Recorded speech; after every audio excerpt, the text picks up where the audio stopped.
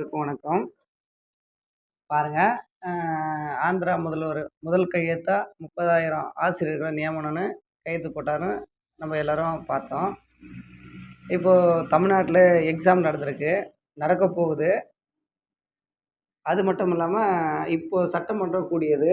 இதில் வந்து கல்வி மானிய கோரிக்கையில் என்ன சொல்லியிருக்காரு சிஎம் வந்து 110 விதியில் என்ன சொல்லியிருக்காருன்னா, இன்னும் 18 மாதங்களில் 46,584 அரசு பணி நியமனம் செய்ய போகிறோம் அப்படின்னு சொல்லியிருக்காரு. இன்னும் 18 மாதங்களில் அடுத்து சட்டமன்ற தேர்தல் வரப்போகுது.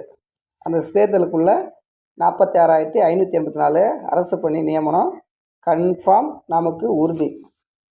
ஆகவே இது நல்ல வாய்ப்பை பயன்படுத்திட்டு இன்று முதல் படிக்க ஆரம்பிங்க.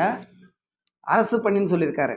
அந்த அரசு பணி எப்படி பிரித்து சொல்கிறாருன்னா, தமிழ்நாடு டிஎன்பிசி மூலம் 17,595 நியமனம்.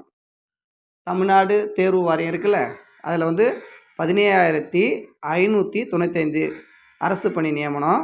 அது மட்டும் இல்லை, ஆசிரியர்களுக்கு என்று டிஆர்பி போர்டு ஓகேங்களா, டீச்சர் ரெக்ரூட்மெண்ட் போர்டு மூலம் 19,260 நியமனம். அது மட்டும் இல்லாமல் மருத்துவத்துறையில் 3,041 பணி நியமனம். அது மட்டும் இல்லை, சீருடை பணியாளர் அதன் மூலம் 6,688 அரசு பணி நியமனம். இதுபோல் தனித்தனி பிரித்து பார்த்தோமா இவ்வளோ வேகன்சி வருது. இது இன்னும் 18 மாதங்களில் அரசு பணி நியமனம் எவ்வளோனா, இது டோட்டல் பண்ணி பார்த்தோமா 46,584.